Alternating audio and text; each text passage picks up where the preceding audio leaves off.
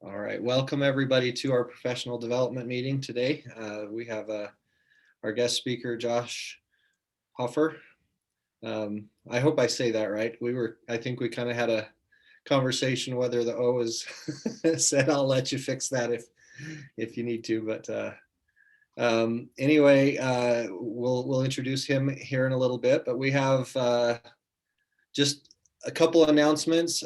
We have our job spotlight that will be coming up here in a couple more weeks at the first Wednesday of March, which is March 3rd. And Dolores, do you want to tell us who's going to be on that and share a little information about that?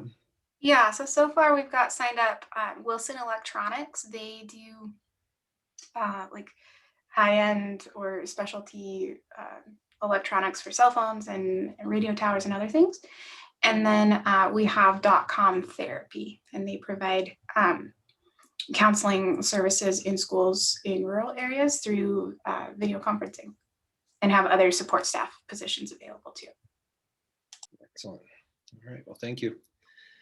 All right, and then we have our March class coming up as well, that first week of March. People will need to be registered by the Wednesday before, which is, I believe, sorry, I should have had this number in my head, but I'm going to look at my calendar to make sure. The 24th is the deadline to register for our March class. And we still have the promo going, ROI gift, all in caps. You can take the March course for $5.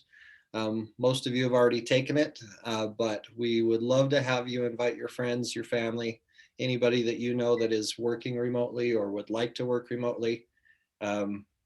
It's important that we get as many people as we can to learn these tools, because I think they're not going away. So all right, so I guess the promo code does not apply to the out-of-state folks. You would work through your program coordinators in your state to do that. So that's a Utah discount. So for those in Utah, would love to have you in the class, and those outside as well. All right, so we're gonna go ahead and just turn the time over to Josh, and we'll let him do a little more of an intro, but he's with our South Dakota State University, and he is one of our program coordinators there, and shared with me a while back that he's interested in talking about some of the things that he's done with his freelancing opportunities. He does a lot of grant writing individually, but also probably with his university, so he understands that. And that's a very good remote work skill. He's also got some other things that he'll share with us. And so without further ado, we'll let Josh take over and share his experiences with us. Thank you, Josh. Sure. Thanks, everybody. I appreciate the opportunity from USU to share a little bit about my experience. And I'm just going to bring up a quick presentation. One sec. See if how my remote work skills are in this one. You know, Mike reminded me something while you're bringing that up. I'm going to let Mike share a little bit about the e-commerce course as well. That's something that we don't do quite as often, but I'll have Mike share that while you're bringing up that presentation. Hey, thanks, Trenton. Yeah, we'll be starting our e-commerce course the first week of March. That first Wednesday in March will be our workshop. We'll have it around the noon hour. Thank you for posting that in there. I was just about to do that, Dolores. And it's great for entrepreneurs and people that have an existing business but want to get their products online. We'll talk about how to make sure you have good exposure on different sites on the internet where you might be found, but also build a website for your business. If you don't have a sales website or a product marketing website, we'll work through that. We'll also talk about online marketplaces and other ways to promote your products. So it's a month-long class. It's It should be a lot of fun. We'll have guest speakers that are existing entrepreneurs that are already selling online, and you'll get a lot out of that by listening to other experts in the field. So thank you for listening. All right, thanks, Mike. Okay, go ahead, Josh. Yeah, hi. So yeah, again, thank you, USU folks.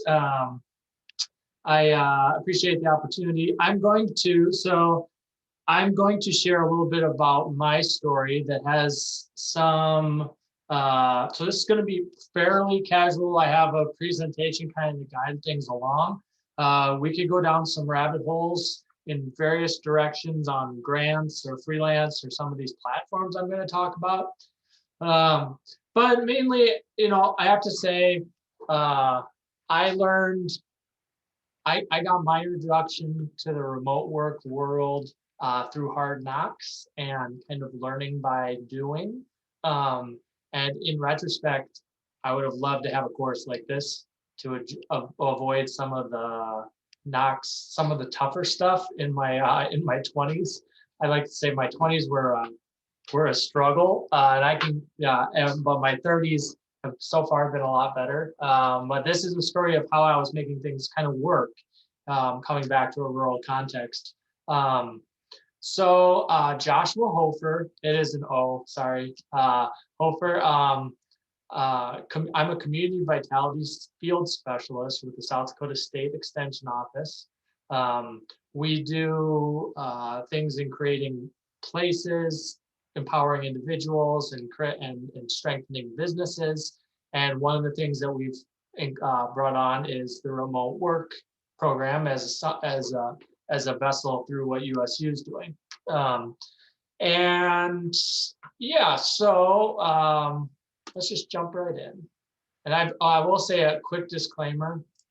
I have only done this is my first time doing the beta of the line-in presentation.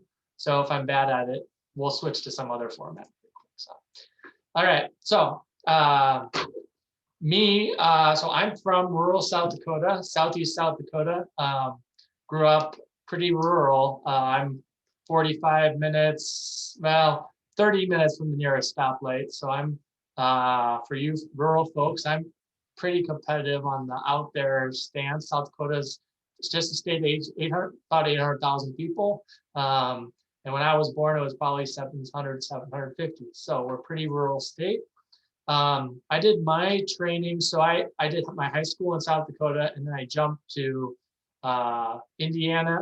I did my undergraduate at Goshen College in the northern part of the state, if you're familiar with Indiana. It's close to South Bend, where Notre Dame is. And then I jumped down for my master's degree at the Indiana University School of Public and Environmental Affairs. Now they call it the O'Neill School. And there I focused in arts administration. So I come at this from the cultural sector. In another life, I was running creative cultural districts and working in theaters and the whole arts and cultural industry. In South Dakota, that looks a little bit different. But at any rate, when I was at the School of Public Environmental Affairs, I took courses like policy development and nonprofit management and grant writing, which is going to be a major theme that will kind of work through this, and it'll be important later. So just so you know, I started there and had formal training at what they call the Lilly School, which is a good school for philanthropy in the country. While I was there, I had a group called the Freelance. Back in my hometown, I got a process going where we were working on a concept called the Arts Earth Center, which is a concept that basically melded food and heritage products that were part of the Germans from Russia story that Freeman has strong vibrancy in. And then we melded that with arts concepts to essentially create a design for an arts center that would host rural arts in our area. So I got connected so I started this process in South Dakota while I was in Indiana. Meanwhile, I moved back to South Dakota. Long story short, moved back to South Dakota and started working at the Washington Pavilion of Arts and Science as their grants coordinator. In between there were some jobs in New York State and Minneapolis, but that's kind of the Cliff Notes version. So I found my way back to South Dakota as a grants coordinator in Sioux Falls. The Washington Pavilion is a big facility, big, I don't know, $10 million budget organization, I think. And I was the grants guy for everything under the house. And we did arts, science, and education. So that kind of brings the story up to, let's take a quick aside, because I just want to make sure for everybody here that isn't thinking about grants all day, I just thought I'd give a quick aside on what grant writing and administration is. So grant writing, in its simplest sense, is a form of technical writing. It's a formal solicitation. It's a formal appeal for funding.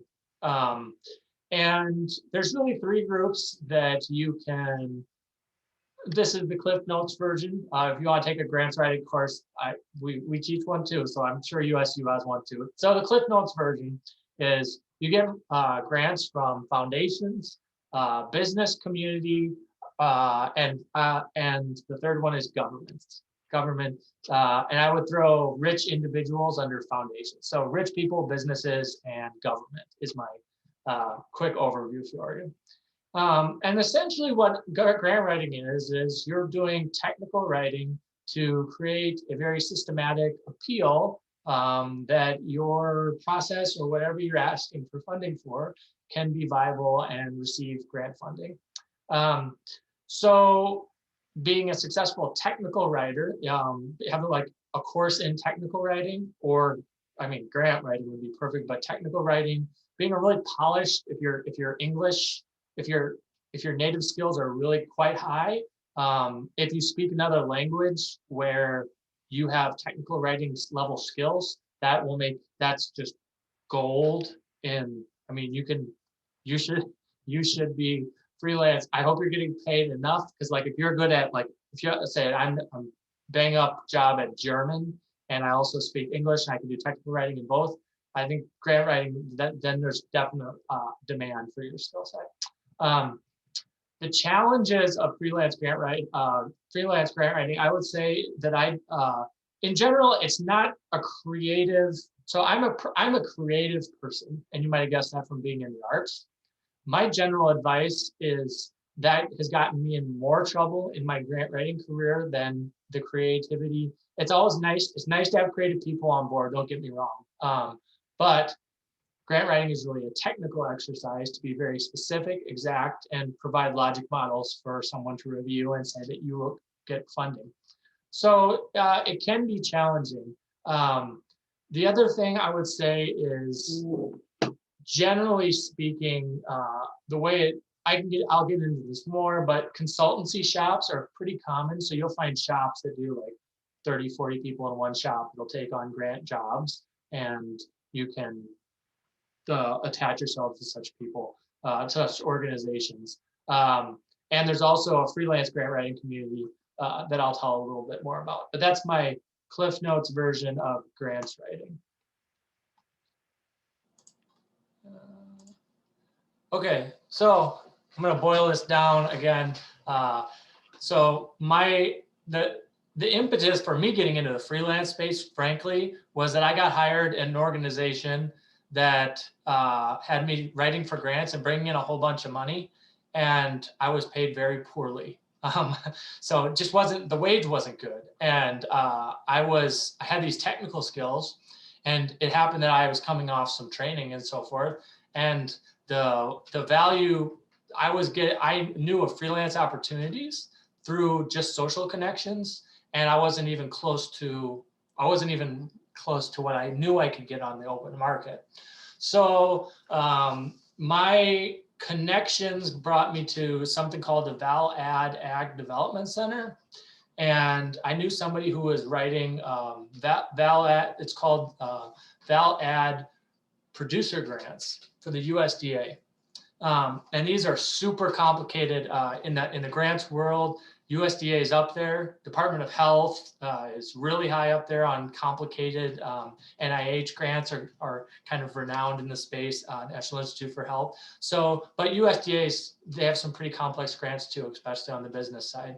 So I had a connection, and I knew I could jump off from my poorly paying job to some freelance work on this project by project basis. So my impetus for actually deciding to go freelance and having some exposure into the remote workspace didn't really come because I wanted the freedom, although that's not a terrible perk. In my case, I just didn't feel my skills were competitive with what I knew was going to be value on the market. So what I did was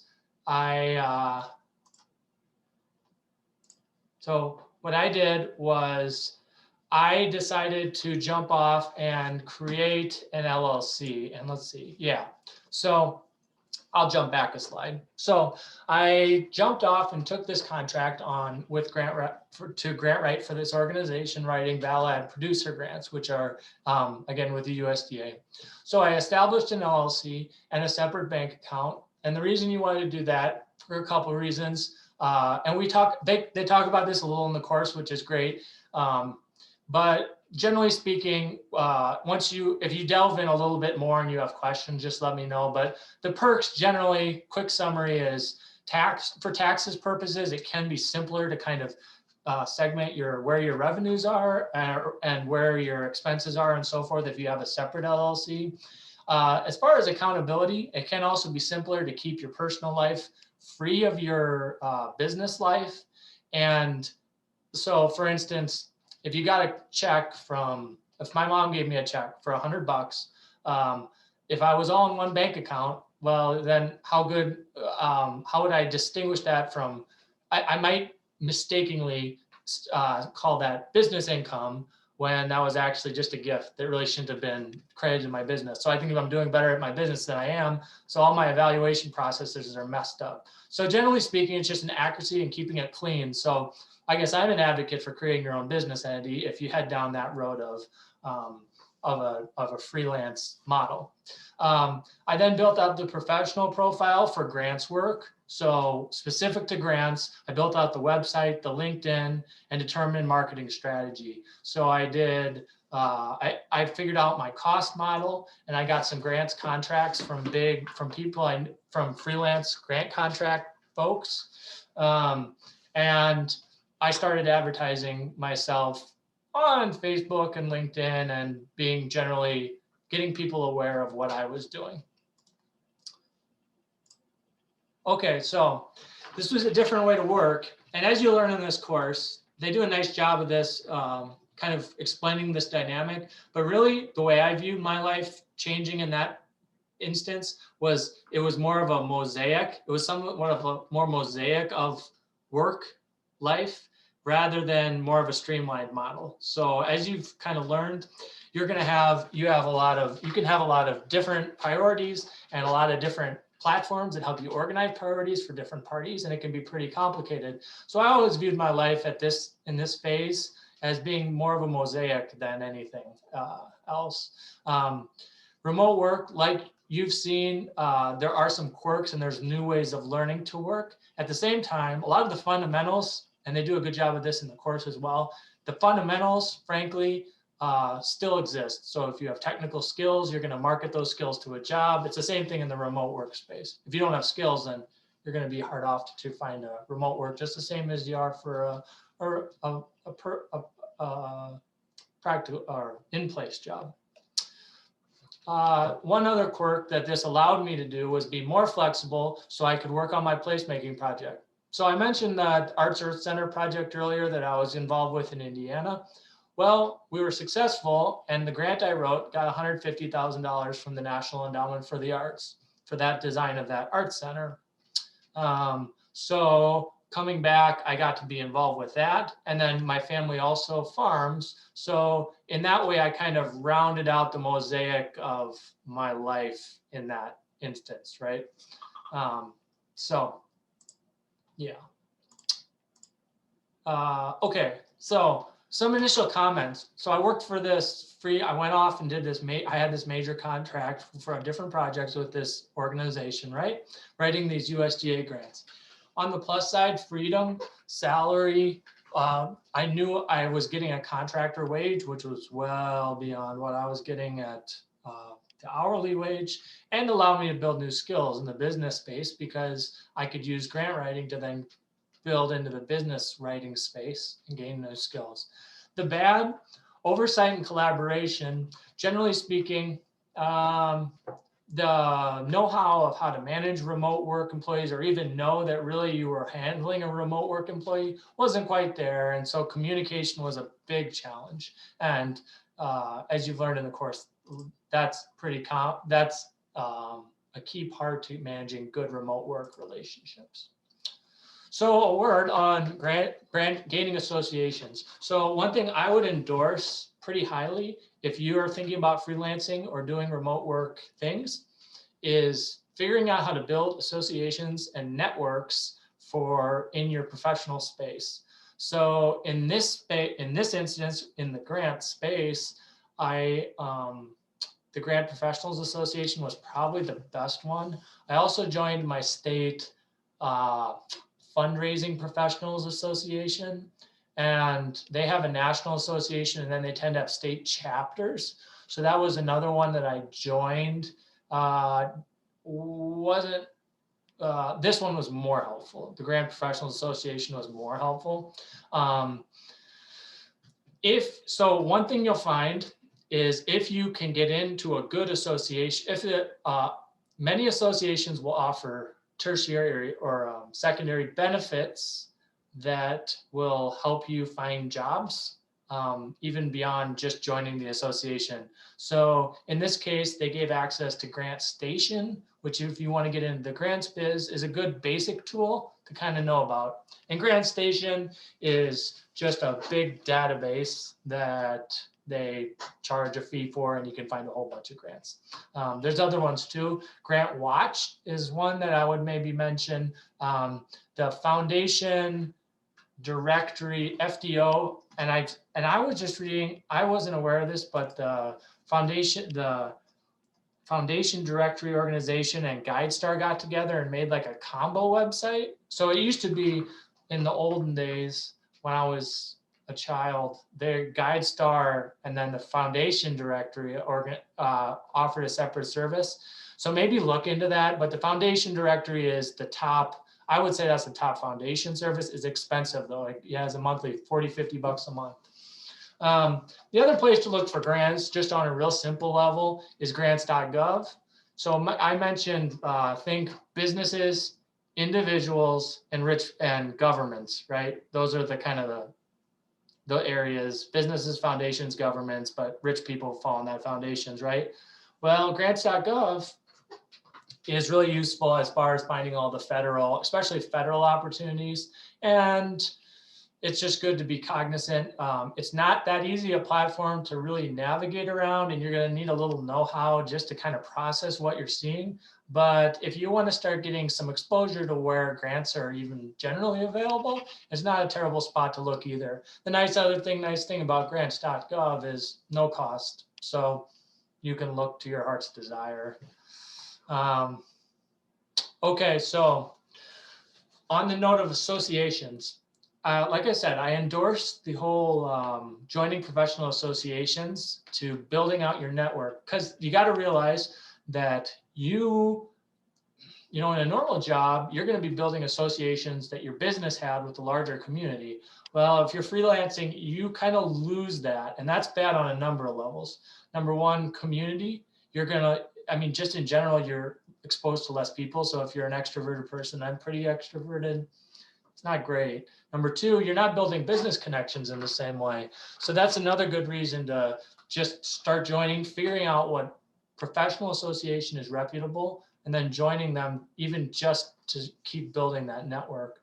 The other thing it let me do was I used the Grant Professionals Association to search their database to see who in my region was doing freelance grant work. And that was really helpful because then I could write an email and say, hey, I see you're in the freelance grant space. I am trying to emerge, I'm working to establish myself in this space. Let's have coffee. And so I had a series, maybe 3 to 5 professional sit downs with freelance grant writing folks, and just said, hey, tell me about what you do and so forth in the technical writing space. And that was pretty useful. But the Grant Professionals Association was the key to that because they had the names and associations that I didn't know.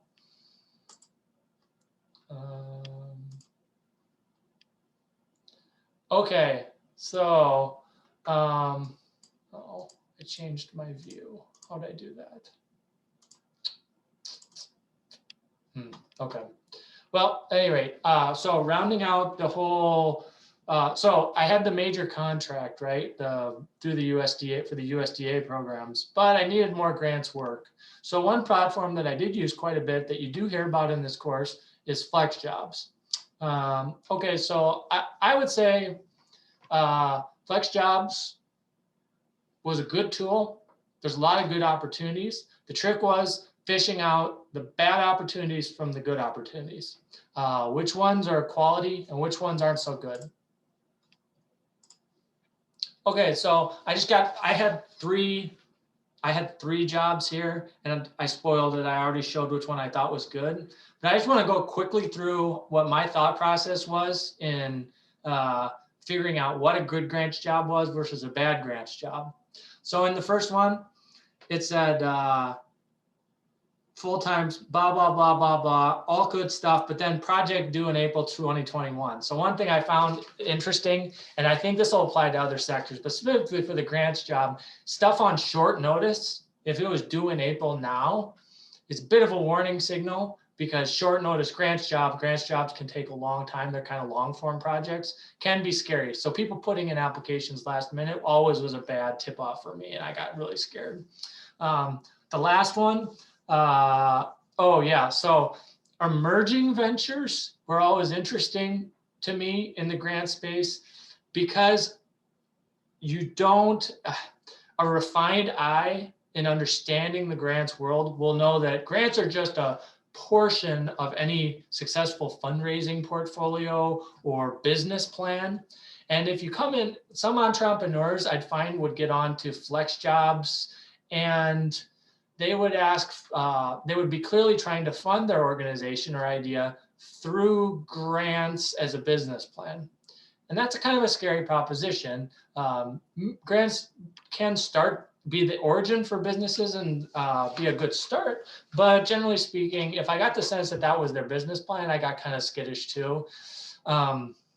This middle one though, I didn't see any problems with that. It was a good one. I pulled these off Flex Jobs, so.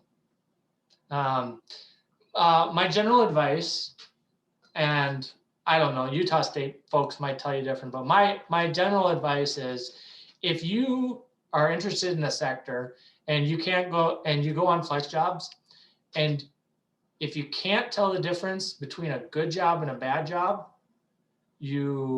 I would be a little scared to jump into that sector. And maybe that's there. I'm not saying don't. I guess I would say from my perspective, the ability to read it critically a job and say, oh, here are the problems is a good prerequisite to even getting into that sector. I would be a little bit scared for you, but that's just my experience. And that was what, so it's just something to be cognizant of. And it'll be a good test for if you're in a sector that you know enough about to be pretty nimble in. Okay, so a word on associations. The Grant Professionals Association, like I said, was a real good one. The bulk of my contracts, I did this for about a year, so I should have said that up front, but I did the true freelance stuff for a year about, and I hung on to my, I'll say this later, but I've hung on to my LLC for doing side projects. That's always just hung around, which is nice if you create an LLC for this. Just be broad in what its use is, and don't call it Josh's grant writing company. I called it Hofer Development and Writing, so I can catch a lot under that service. But anyway, when you're getting out there, another tip I would have is while you're building national associations and so forth, that's all great. But then also just make a basic, just go through and make lists of who might be interested in your services in your region or community or city. So for instance, for me, I found just by talking to some folks, especially like medical industry, I went to like a chiropractor and I was telling him about what I did. And he's like, yeah, we're writing grants. We might be interested in that. And he gave me his number. And then my professional associations. So I picked up some local jobs that way too. Generally speaking, flex jobs is all good and well. The best jobs are going to be when you can build a relationship with somebody and you can be across the table from them. Because I know like the whole draw of remote work to a degree is like, hey, look, you can work for somebody in India and somebody from India can work with you. That's great.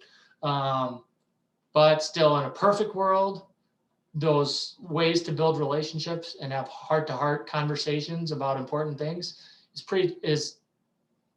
pretty tough to replace. So just my opinion. Okay, so I did this for a year. And I'll come back and answer questions and fill in gaps and such. And I found basically my story is that I did this for a year and then I pivoted. So I had been doing a lot of writing in the community development space for various parties. USDA kind of treads pretty close to community development because they're working with projects that impact community and the local economies. So I started brushing shoulders with extension and city folks, et cetera, et cetera. Long story short, a municipal job led to a meat startup. I worked in the ag space because I'm from the farm in South Dakota. And through a couple occurrences, got attached to the extension. So today I can't write, so I'm not allowed to write. I can't do jobs that conflict with my extension work. So I don't, for all intents and purposes right now, I don't even have a freelancing portion of what I do. If it's outside the state, it's more allowable. But as I joined the extension in May of 20 last year. So as I get rolling, I haven't wanted to tread too much in conflict of interest territory and such. So I've just stayed clear of it. But in that way, this whole experience was in a way a pivot. It was a pivot tool in the end for me. So a couple final thoughts. Definitely building association and networks cannot be understated. If you're in the freelance space, you need to be assertive about building your associations and networks. Honestly, if I'd been in when I was just departing the space and getting into a municipal job and a more of a conventional job, my next plan was I was starting to talk to consultancy groups of grant writers. Grant writers, you can just search Google, I need a grant, who can write it? And you'll find groups of people, organizations that write grants. And more I was finding out that these consultancy shops are a great way for freelancers to have the flexibility they want, but then also not do absolutely everything on your own. So, and I got connected to them through the Grants Professionals Association and so forth. If I had gone on like in the next 3 to 6 months, my strategic plan probably would have been to get hooked in with just to approach more and more consultancy groups in the grant writing space or technical writing and try and build connections so I could attach my star to another bigger star. It just saves you accounting work and a lot of details things. Yeah, so some advice on good jobs. Again, this was the point that I made earlier on flex jobs was a nice tool. I did get some work off it. I don't know, more than 0, less than a half dozen jobs off flex jobs was what it filled in projects when I needed them. My general advice is you can't underestimate a good relationship driven, something where you know someone. My best contracts, even like I wrote for some theaters on the East Coast that my siblings were linked into, and and even then, so I had a connection, and then I could get somebody in the room, and then they thought I knew what I was talking about, and then we could build the project forward. One of the tricky things, and I never really talked about this, but one of the tricky things about the grant space, and one of the reasons I left it, is you really need to have to write grants successfully, you almost have to be able to crawl inside the head of the organization that you're writing for and the industry that you're writing for. And this is one of the reasons that you find a lot of some sectors that do a lot of grant writing, they'll have a writer in-house.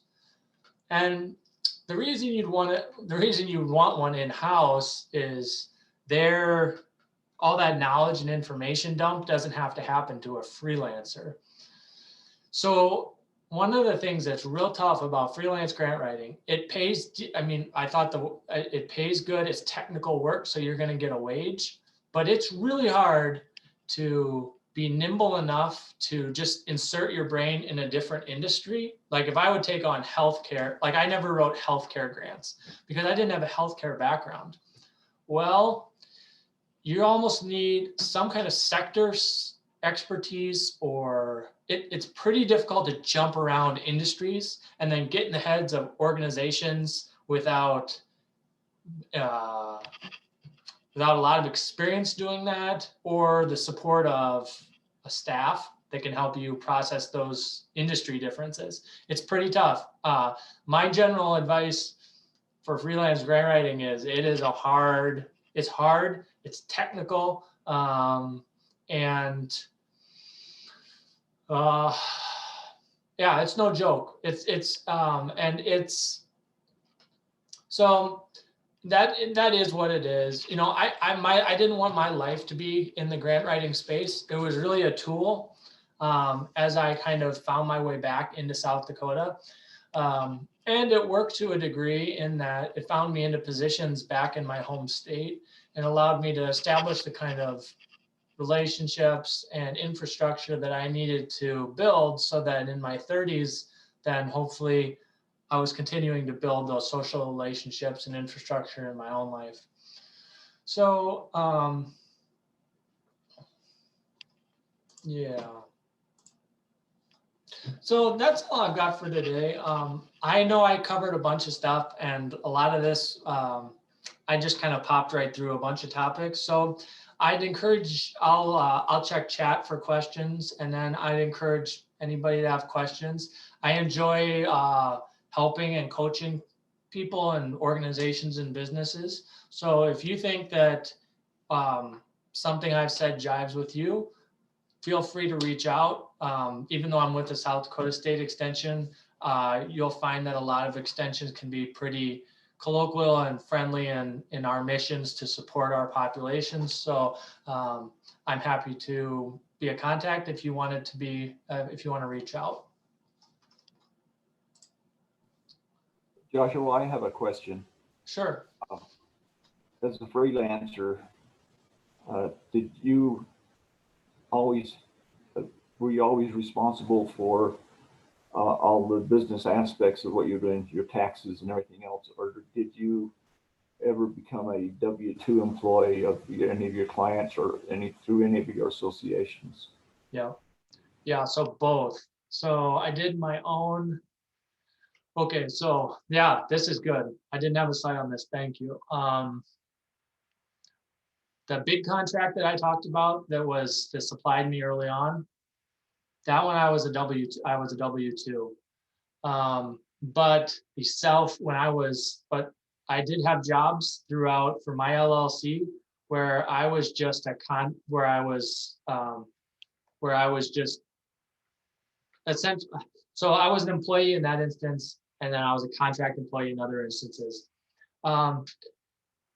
I don't know if USU covers this, but if you don't know, your taxes, like you need to be paying, like usually an employer pays half of your, man, it's been a while. Social Security, you need to pay your other half of your, if you're self-employed, you need to pay your other half of your Social I think Security. what you're trying to say is you have to do your quarterly filings of, Mhm. Yeah, and then I did have to do that too with the state. Yeah, so you pay the employers typically pay half the Social Security and half the Medicare. Right. And so you're kind of responsible for both of those. And my plan and hope is next month we'll actually have a CPA who will come and give us a lot of those details, which are sometimes hard to remember and hard to understand. So that'll Yeah. be good. Yeah, and then I would say what I did was I figured out, I just did the math on what a job would take and then added in you're just gonna have to add, you almost have to add, I mean, I guess it's your choice in that decision, whether you're gonna add in the extra charge for your services and tax for the extra tax that you're gonna cover. My general advice is build it into your overall cost structure, because you can think that you're making $30 an hour, but if after doing the math and paying the extra tax and doing your own business structure and figuring out all those external costs, you might be making less than you think, and then tricking yourself wasn't necessarily worth it. So get with a friend that knows accounting, or just work on your QuickBooks, on your accounting skills if you're going to do it on your own. All right, looks like Jody has a question. Hey, Josh. Could you talk a little bit more about consultancy groups? I can research it, but tell me if you could talk a little bit more about that. And is it just like a networking group? Yeah. Well, so at the time when I started, I wasn't as aware of these groups as I was by the time I left it. My general advice is that you're going to find across the country regional, you're going to find groups of business people that have expertise that form their own consultancy shops. The old rule in grad school that I learned was you don't trust, it was very much an experience kind of thing. Like you didn't do freelance or consultancy stuff until you generally had more experience under your belt. In my case, I could rely on that master's degree to say at least, somebody thought that I was acceptable in my line of thought to, but generally speaking, that's why you see people that offer consultants help usually have a little more or more seasoned than I was. Other than that, I just became more and more aware, especially through the Grant Professionals Association, of these associations. I guess I don't really have I never found like a database of them. I just came across them, and then once I came across them in passing, then I was interested in connecting with them. I do think that if you really want to do this as a lifestyle, that would be the key, because groups like that'll have, like we've got one that like Sage Consulting and Vermilion, they do, then you don't have to deal with your own accounting and all your extra accounting finances. So.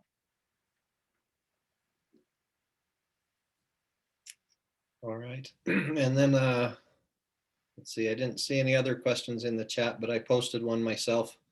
When you were talking about the job posting and the one that was due April 2021, what is a good time frame for to start, get your ducks in a row, and then submit the grant? So what would be a comfortable time frame to see on a job post?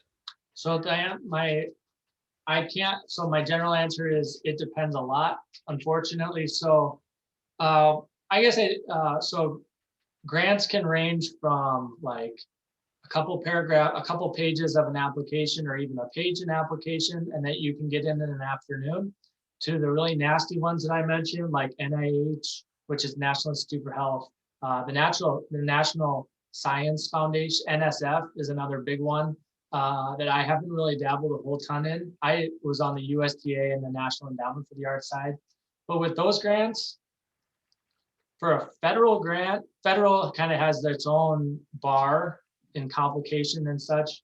Man, you better have a month. I mean, just because you're going to have to draw together letters of support and narratives and so forth and so forth. I will say, though, that one of my immediate questions in taking on any kind of grants work was how much, like, can you supply case materials, or like, can you supply me budgets? How quickly can I download all the information that I need to receive from your organization so that I have a kind of a portrait of what you do? Some organizations are prepared to do that. They can just say, boom, we submitted this last year. Well, that's a good start for another grant application. So my general advice is federal. It'll go federal is the worst, highest bar, tend to be really complicated. State, and then state and foundation somewhere below that. That's kind of that's a bit of a casual evaluation, but that's how you're generally going to find it in the world out there. So you'd probably look for, like, that particular job. If it was a private foundation, then April might not be a bad date. But if it was more of a federal type grant writing, if April is going to be a little bit too quick. Yeah, I have a group. So there's a group, an ag. I know that there's actually those grants I work with, the ValAd producer grants. They come due in March, and that's a really big program. So if you were interested in that program, man, I would get in touch with your local USDA office like ASAP, because there's just a lot to draw together, and grants can get really complicated, but not always. So yeah. All right. Any other questions? I might have one more, but I want to see if there's anybody else. Maybe if we stop share, we can see somebody has their hand up or something. It was good to have your contact information up for quite a while, so that'll be good. Let's see, how do I stop? So there should be, if you hover over the Zoom picture, there should be, probably in the top, there should be a red thing that says stop share. Oh, right. Yep. There we go. All right. So any other questions? Okay. So I guess one more question that I had. At one point, I had my own business, and I was considering going from a for-profit to nonprofit because one thing I learned was there were a lot of grants that are available, but a lot of the times for-profit businesses don't qualify. It's usually government, nonprofit, charities, sorts of things like that. How can understanding, what grants are usually for help people know what industry to go for? So I guess my point is, if you want to be a grant writer, a nonprofit agency or a company or something like that is probably a really good place to look, but you got to kind of understand that. Yeah. So yeah, generally speaking, and I didn't get into this too much, but like Trenton says, the nonprofit sector tends to, well, I'll say this technically correctly. The IRS, a lot of groups require a C3 status for submitting grants, especially on a federal level, but even state and foundations can copy that because they want that, because the IRS has the highest level of accountability, or higher level of accountability on organizations with C3 status, which is something you would want if you were a nonprofit. That's a whole nother can of worms. This is a subject that actually I really like talking about, and the board development side is really interesting to me. But I'm fishing for what exactly your question was. I guess, yeah. So I guess it's just, I guess to help understand that, if you're wanting to start a business where you sell hats or something, Jonathan makes these really cool hats and he wants to sell them. That's a for-profit business. It's going to be harder to get a grant for that than. True. So Okay. I guess it might have been a point, but it was also maybe your experience on working with nonprofit versus a for-profit. Yeah, my quick snapshot for you is if you want to start a nonprofit, just be aware that you cannot, like the major benchmark for a nonprofit is not benefiting, you're not doing something, your business is not created for the benefit of a director or any kind of a person or a shareholder. It is, you're literally governed by a nonprofit body that can employ people and make a profit and all those things. But you're not doing it, the IRS will be,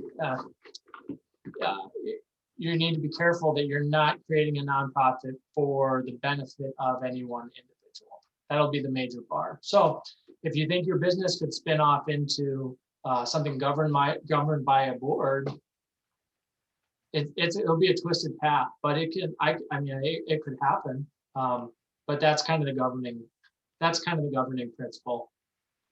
Que bene, who benefits. Okay. And then just another piece, I guess, something that I've learned is when, so I looked into getting grants and stuff when I was trying to do my own business before.